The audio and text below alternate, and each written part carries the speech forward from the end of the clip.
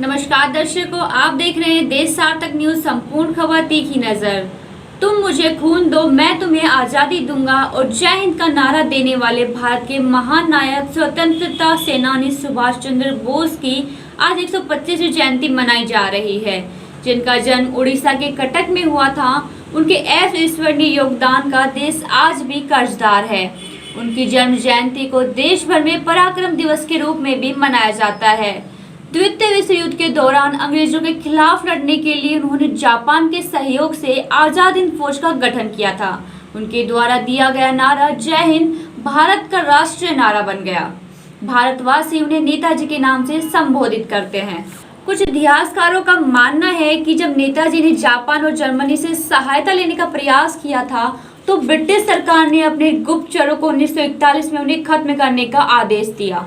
नेताजी ने 5 जुलाई 1943 को सिंगापुर के टाउन हॉल के सामने सुप्रीम कमांडर के रूप में सेना को संबोधित करते हुए दिल्ली चलो का नारा दिया और जापानी सेना के साथ मिलकर ब्रिटिश व कॉमनवेल्थ सेना के बर्मा सहित इम्फाल और कोहिमा में एक साथ मिलकर मोर्चा लिया। और जापानी सेना के साथ मिलकर ब्रिटिश व कॉमनवेल्थ सेना से बर्मा सहित इम्फाल और कोहिमा में एक साथ जमकर मोर्चा लिया।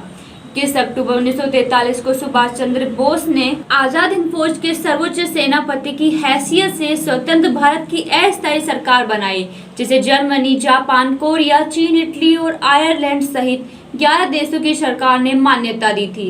1944 को आजाद हिंद फौज ने अंग्रेजों पर दोबारा आक्रमण किया और कुछ भारतीय प्रदेशों को अंग्रेजों से मुक्त भी करा लिया। कोहिमा का युद्ध 4 अप्रैल 1944 से 22 जून 1944 तक लड़ा गया और यह एक भयंकर युद्ध था। इस युद्ध में जापानी सेना को पीछे हटना पड़ा और यही एक महत्वपूर्ण मोड़ सिद्ध हुआ। 6 जुलाई 1944 को उन्होंने रंगून रेडियो स्टेशन से महात्मा गांधी के नाम एक प्रसारण जारी किया, जिसमें उन्होंने इस निर्णायक युद्ध में विजय के लिए उनका आशीर्वाद और शुभकामनाएं मांगी। नेताजी की मृत्यु को लेकर आज भी विवाद है। जहां जापान में प्रतिवर्ष 18 अगस्त को उनका शहीद दिवस धूमधाम से मनाया जाता है, वही भारत के रहने वाले उनके परिवार के लोगों का आज भी यह मानना है कि सुभाष चंद्र बोस की मौत 1945 में नहीं हुई। वे उसके बाद रूस में नजरबंद थे। यदि ऐसा नहीं है तो भारत सरकार ने उनकी मृत्यु से संबंधित दस्तावेज अब तक सार्वजनिक क्यों नहीं किए। 16 जनवरी को कलकत्ता उच्च न्यायालय ने नेताजी के लापता होने के रहस्य से जुड़े खुफिया दस्तावेजों को सार्वजनिक करने की मांग वाली जनहित याचिका पर सुनवाई के लिए विशेष पीठ के गठन का आदेश दिया। प्रधानमंत्री नरेंद्र मोदी ने इसकी घोषणा करते हुए कहा कि नेताजी की एक भव्य प्रतिमा इंडिया गेट पर स्थापित की जाएगी। उन्होंने कहा कि जब तक नेताजी बोस की भव्य प्रतिमा पूरी तरह तैयार नहीं हो जाती है, उनकी होलोग्राम प्रतिमा उसी स्थान पर मौजूद रहेगी।